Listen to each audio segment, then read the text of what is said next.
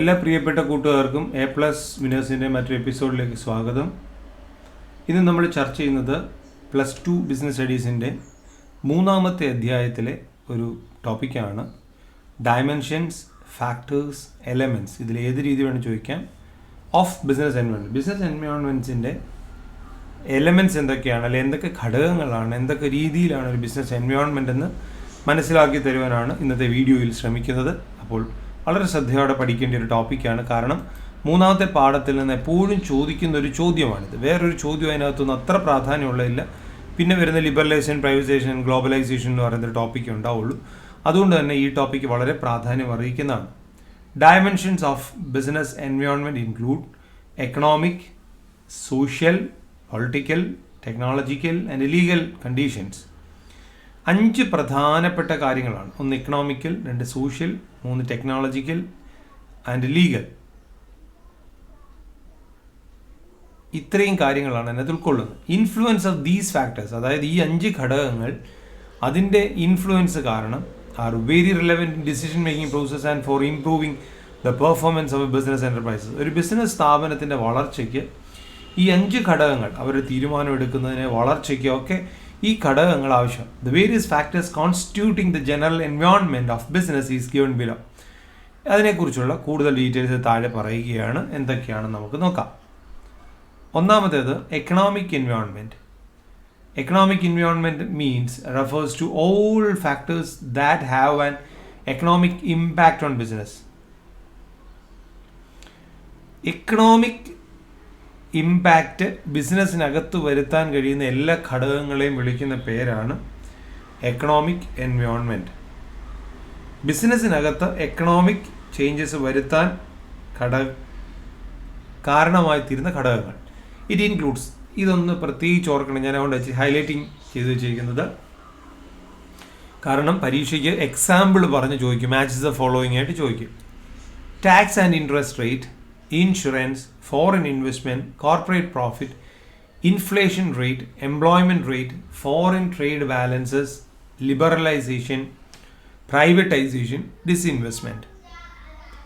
പല രീതിയിലുള്ള ടാക്സുകളുടെയും ഇൻട്രസ്റ്റ് റേറ്റ്, ഏർപ്പെടുത്തുന്ന ഇൻഷുറൻസ്, ഫോറിൻ ഇൻവെസ്റ്റ്മെൻറ്റ്, അതിനകത്ത് വിദേശ നിക്ഷേപങ്ങൾ എത്ര വരുന്നു, കോർപ്പറേറ്റ് പ്രോഫിറ്റ്, ഇൻഫ്ലേഷൻ റേറ്റ്, ആളുകളുടെ കയ്യിലുള്ള പണത്തിൻ്റേത്, എംപ്ലോയ്മെൻറ്റ് റേറ്റ്, ജോലികളുടേത്, ഫോറിൻ ട്രേഡ് ബാലൻസ്, എത്രമാത്രം കയറ്റുമതി ഇറക്കുമതി, എന്തെല്ലാം ലിബറലൈസേഷൻ, പ്രൈവറ്റൈസേഷൻ, ഡിസ്ഇൻവെസ്റ്റ്മെൻറ്റ്, ഇതൊക്കെ എന്തൊക്കെയാണെന്ന് കൂടുതലായിട്ട് നമുക്ക് ഈ വീഡിയോയിൽ ചർച്ച ചെയ്യാൻ കഴിയുന്നില്ലെങ്കിലും കൂട്ടുകാർ ഒന്ന് സെർച്ച് ചെയ്ത് പഠിക്കുന്നത് നല്ലതായിരിക്കും. Economic environment has 3 aspects such as economic condition, economic policy and economic system. രാജ്യത്ത് നിലനിൽക്കുന്നതായ എക്കണോമിക് കണ്ടീഷൻ, സാമ്പത്തികമായ അവസ്ഥ.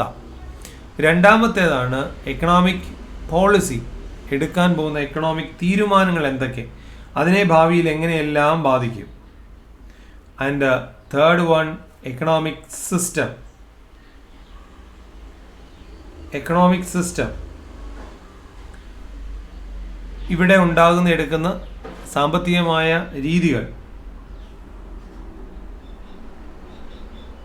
Scanning of economic environment help a business enterprise to take advantages of these situation. കൃത്യമായ ഒബ്സർവേഷനോടുകൂടി ഈ കാര്യങ്ങളെ നോക്കി കാണുമ്പോൾ അതിൻ്റെതായ പ്രയോജനം സ്ഥാപനത്തിൽ ഉണ്ടാകും. അടുത്തത് രണ്ടാമത്തെ എൻവയോൺമെൻറ്റായ social environment. Social environment means social and cultural factors that affect business directly or indirectly. Directly അല്ലെങ്കിൽ ഇൻഡയറക്ട്ലി എന്തൊക്കെ ഘടകങ്ങൾ സാമൂഹ്യമായി, സാംസ്കാരികപരമായി ഉണ്ടാകുന്നു എന്നുള്ളതാണ്. These social factors includes attitudes of people, cultural heritage, life style, ആളുകളുടെ നിലപാട്, അവിടുത്തെ സാംസ്കാരികമായ പശ്ചാത്തലം, ജീവിത രീതി, life style, customs and belief of people, വിശ്വാസങ്ങളും ആചാരങ്ങളും, ലിറ്ററസി റേറ്റ്, വിദ്യാഭ്യാസം, ബർത്ത് ആൻഡ് ഡെത്ത് റേറ്റ്, ജനന മരണ നിരക്ക്, എഡ്യൂക്കേഷൻ സിസ്റ്റം, ഏത് രീതിയിലുള്ള വിദ്യാഭ്യാസമാണ് അവിടെ നടക്കുന്നത്, demographic distribution,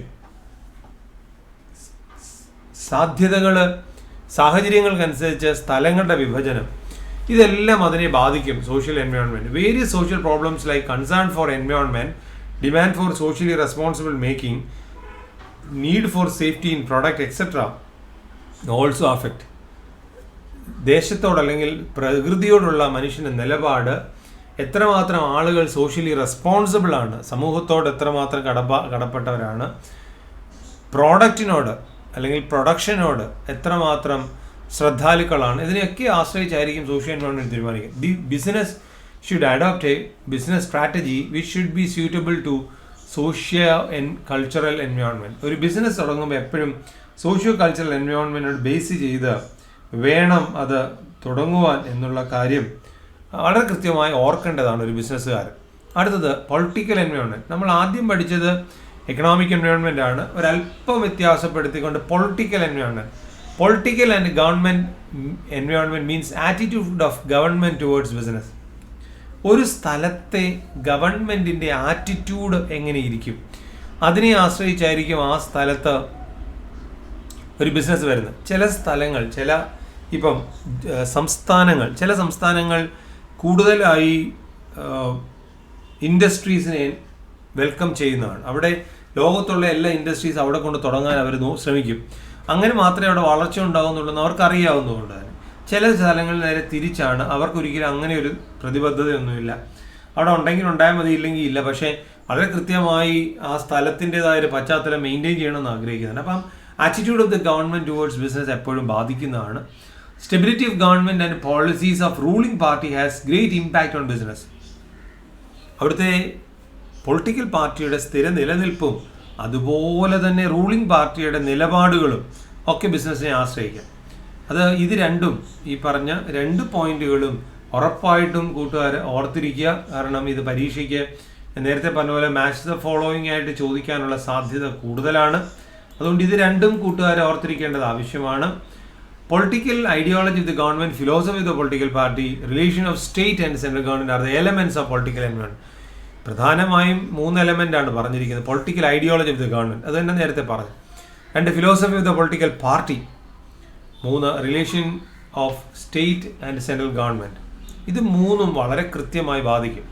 can restrain or prohibit certain business activity. ഇത് മുഖാന്തരം ചില ബിസിനസ് സ്ഥാപനങ്ങൾ ഉണ്ടാകാനും ചില നിരോധിക്കപ്പെടാനും കാരണം. So the working of the business should be in tune with the thinking of political parties and voters. അവിടെ നടത്തുന്ന ബിസിനസ്സുകളെല്ലാം അവിടുത്തെ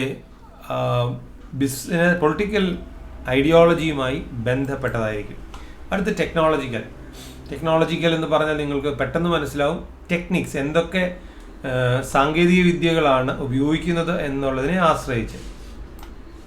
ഇവിടെയും പ്രധാനമായുള്ള കാര്യം ഞാൻ ഡാർക്ക് ലൈൻ ചെയ്തിട്ടുണ്ട് അല്ലെങ്കിൽ ഹൈലൈറ്റ് ചെയ്തിട്ടുണ്ട്. Changes in technology have rendered several traditional production process obsolete. പല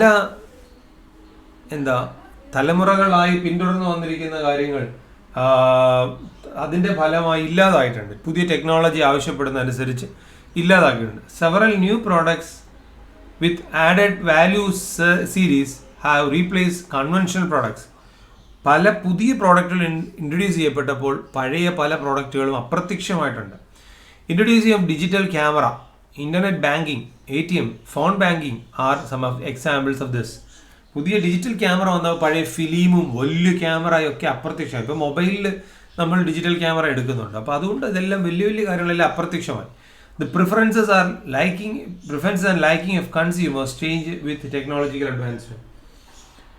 ആളുകളുടെ കൺസ്യൂമേഴ്സിൻ്റെ ഇഷ്ടവും താല്പര്യവും അനുസരിച്ച് ടെക്നോളജി അഡ്വാൻസ് ചെയ്തുകൊണ്ടിരിക്കും.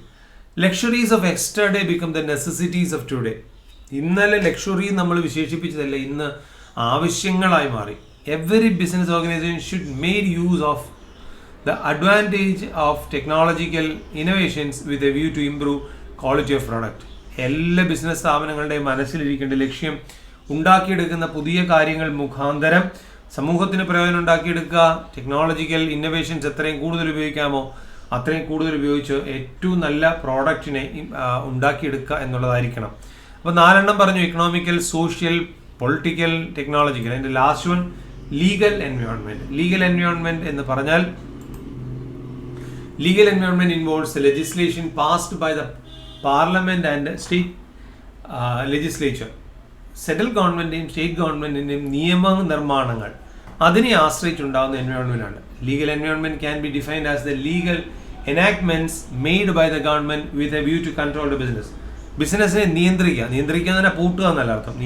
ബിസിനസ്സിനെ വളർത്താനും ബിസിനസ്സിനെ നിയന്ത്രിക്കാനും ഒക്കെ ഉപയോഗിക്കുന്നതാണ് നിയമങ്ങൾ. ആ നിയമങ്ങളുടെ പരിധിയിൽ നിന്നുകൊണ്ട് ബിസിനസ് എങ്ങനെ വളർത്താം. In India business is regulated with the help of the following.